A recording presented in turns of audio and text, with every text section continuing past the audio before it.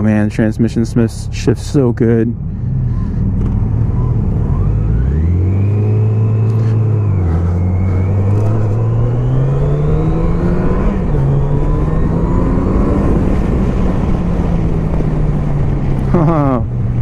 Bike has power.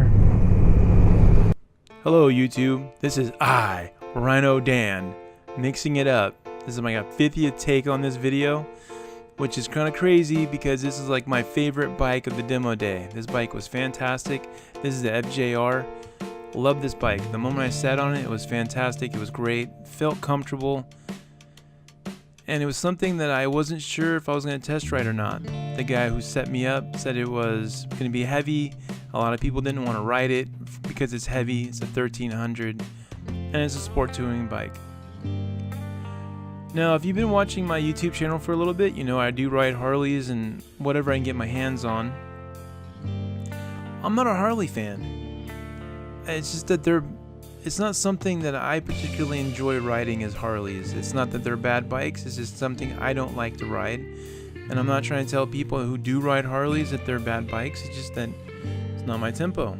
I'm not a big fan of the brakes, the way they shift, the vibration, or the noise. Again, my preference. Everybody has their own what they like, and that's why we have every bike looking a little bit different, right? We're not all riding or driving around Toyota Priuses. That's the way motorcycles are, right? That's the way this market works.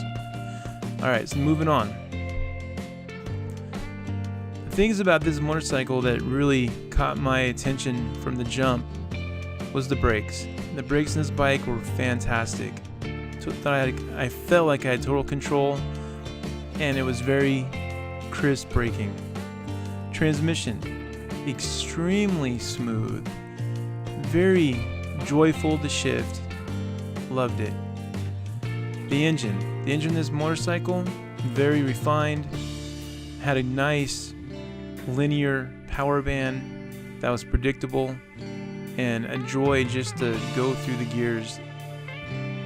The bike redlined a little bit lower, right around like 9,000 RPMs, which is fine because you got your torque a little bit earlier and it made for city driving a little bit enjoyable. It wasn't like the R1, like driving around the city felt like it was a chore. Like this did a really good a good job going slow and did a really good job going fast. This bike is quick, much quicker than you would think it is. Has a lot of power. It can double up pretty easily, and the suspension on this bike is great. Now, I love the creature comforts, from the heated grips to the cruise control. I like the way the instrument panel looked. I thought they did a really good job with having an analog tack. I know a lot of companies now are doing, or even motorcycles are doing, the digital tacks nowadays, which is okay, but there's something cool about watching that needle go up. I really like that. It was really awesome. Another thing too that I really want to point out is I think doubling up on this motorcycle would be pretty easy to do, especially if you can get the right luggage rack in the back where you can use it as a backrest for your passenger. I think it would be comfortable for two people to be on this motorcycle,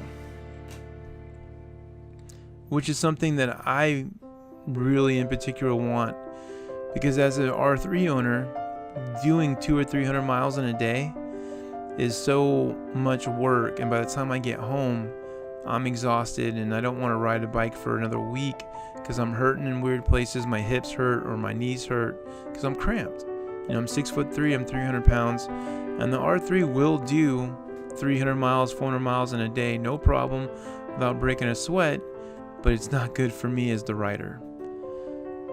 And these are all these things right here why I think this is the perfect motorcycle for me, and if I had the money I would own it today. But I don't have the money, so I'm going to have to figure this out. But I think this is a great motorcycle, especially if you're on the market for a sport touring motorcycle and you don't want to pay the BMW price. I think this is a good alternative. I think this is a lot of bang for the buck. I think the engine's very strong, and I think you get a lot of cool technology with this package, from different modes to everything included, from the creature comforts with the braking and the suspension. I don't think Yamaha took any shortcuts. I felt like this motorcycle was very solid, and it gave me a lot of confidence in the corners, and that's what I needed, because I do want to do corners with this bike, and I do want to do freeway. And I believe that with this motorcycle, will be comfortable for the freeway, and it will give me enough sport like feeling to be able to do corners without scraping like I would be on a Harley.